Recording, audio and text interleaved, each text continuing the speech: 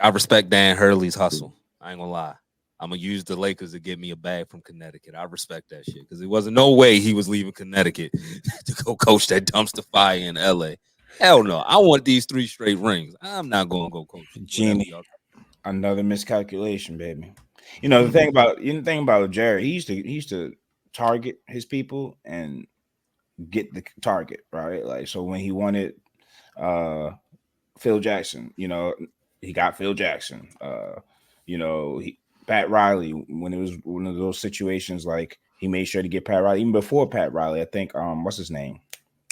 What was the name of the guy we didn't like on Winning Time, bro? Who, Westhead? Paul Westhead. Paul Westhead was a catch.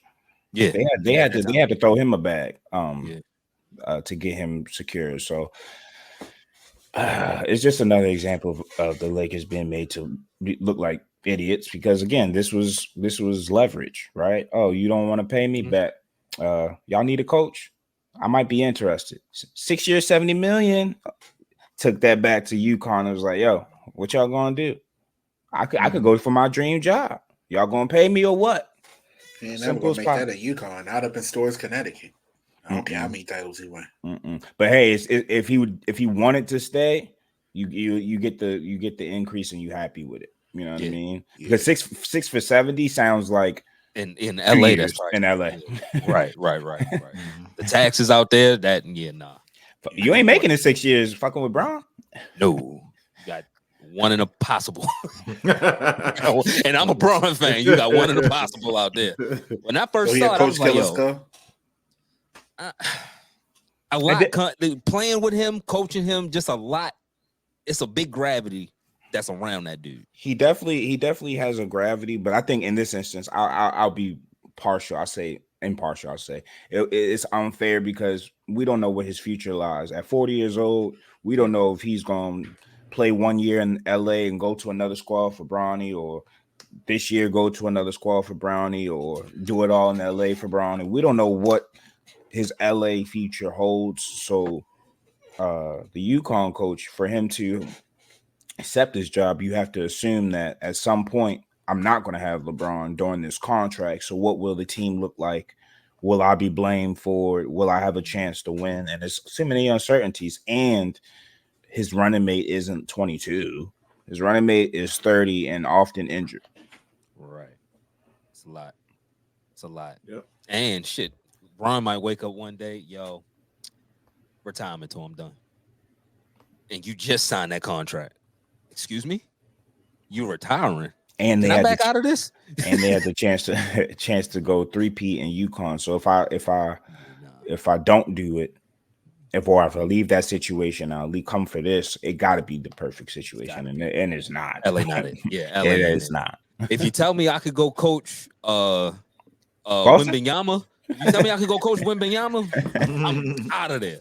I don't care how big the moms is at San Antonio. I'm there. I said I gotta draft Bronny James at 17. Nah. And good point. Going back to Connecticut. I don't want him. I got the best college program in the country right now. Top 5 team. Curban came back from the draft. Yeah, I don't know. I'm not leaving. Ain't been no team that's 3-peated in college basketball, and I would have to go look. UCLA, but not since I've been alive. I mean, UCLA? And he can always make that jump. To your point, like let's see what this season holds. Let's see what I think you're absolutely right that the 3-peat would be historic in college basketball. And from his point of view, they'd be like, let me see what this year holds. It's not like my NBA candidacy is just evaporated in a year. Right. Like the same bag will be available, and there's precedent now. Like now we starting at 6 years 70. I'm not taking 70. Right. You're not even walking to me unless it's 85. Mm-hmm. Yeah, UCLA won the 7th Street. And that was right. Shit, it's almost been 20 years to the last wait. Florida, what? Right? Florida was the last 2-peat. Florida was the last 2-peat, and that was like 06. Yeah, Florida. Right. Did you say a 7-peat? Oh, yeah, UCLA. Yeah, UCLA. Yeah. From 67 to 73.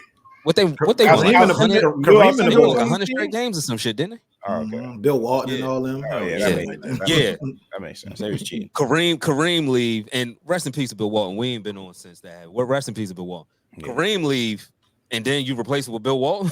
Mm-hmm.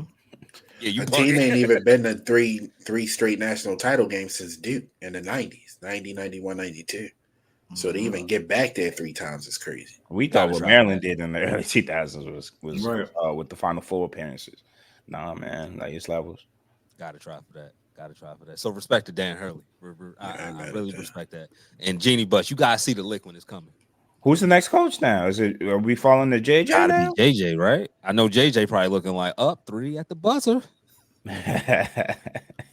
If I'm JJ, I hope JJ the coach. Boy, give me even more reason to hate the damn. Oh, right. He's trying to be the next Pat Riley. Like, I hope JJ the coach. Like, got magic. I mean, I tip. Okay, all right. They got LeBron, but it's not young magic out of college. If you had Cleveland LeBron, then by all means take that damn job immediately. Even why is JJ name in coaching circles? Who he coached? I mean, nobody. That podcast, before? He sounds really smart on that podcast. He can grow up. Don't do nothing. LeBron.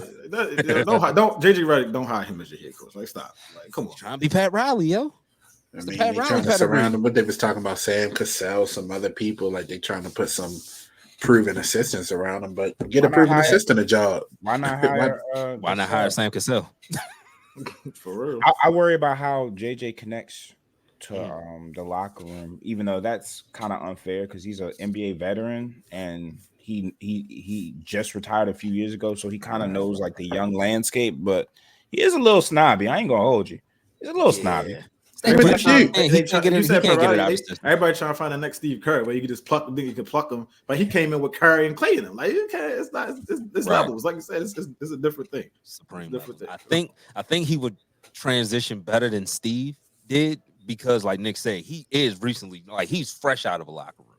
So appealing to young guys and being around young guys, interviewing them on his podcast too. Interviewing them and getting to know them like that helps too. But it's more than that. It's like I'm not thinking about how things are good during the honeymoon. I'm worried about when adversity hits. What type of leader will JJ Redick be? What type of respect will he command in a veteran locker room? When everybody had better careers than him on the locker room. I mean, I can just see how during a struggling portion of the season, people can start to turn on his message. Being that he's never coached before, what is he hearkening on? See, Steve Kerr, he could hearken on, yo, I played with Jordan.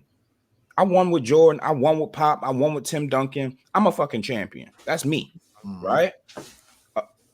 Mark Jackson, did Mark Jackson win a championship? I don't even know Mark Jackson can step to it like that. He's just one of the greatest point guards that we've ever seen. But he couldn't even step to it like that. Steve Kerr, that makes you listen.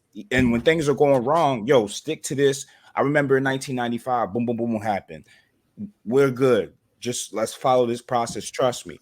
JJ Redick can't say no shit like that. Trust you, JJ. You ain't do nothing. You hit some threes with Doc. Right. My G, like you cool, but you don't. He doesn't have that breadth of experience to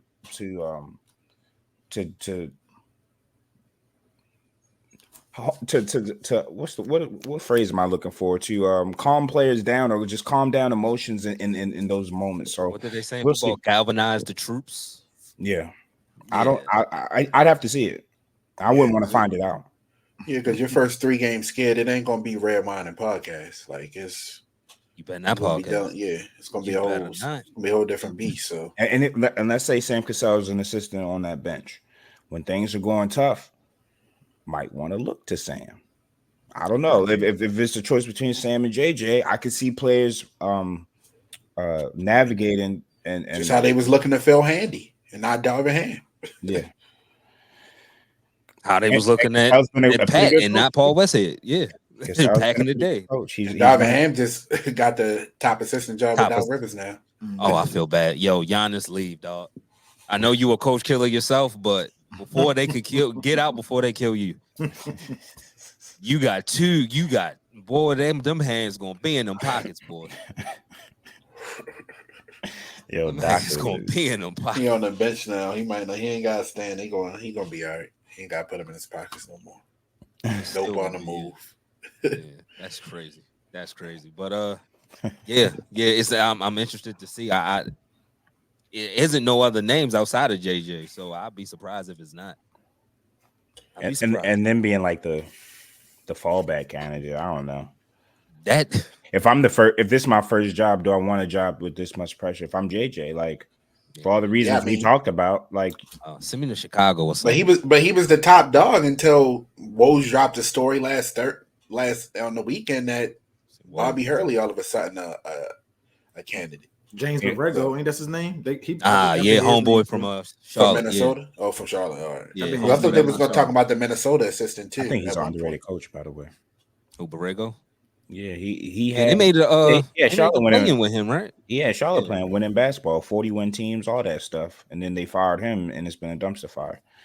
Another example of executives thinking, putting their input into things they don't need to put their input in. I mean, he's a pop. He's from the pop line. I mean, I would hire him before I hire JJ Redick. Like for sure, for sure, absolutely. Me heard Gino Auriemma. Was JJ even JJ wasn't a point guard? Like I don't even see him being an extension of a coach. Like what is it about Jay? Is his Duke guy that came off screens and dribble handoffs? Like you're highly intelligent. I give you that, but how are you skipping the line? But I'm looking at the Sam Cassells, the Phil Handys, where's Bob Sura at? Like, like if you want to go the white route, like, go get a white point guard. Like Bob Sura. Why JJ? Go get Jason Williams. Somebody like I can relate to Jason Williams. Like he likes the same music I do, man. I don't know, but JJ white chocolate. Oh no, doggy. We'll see though. Lakers are. We'll see, man.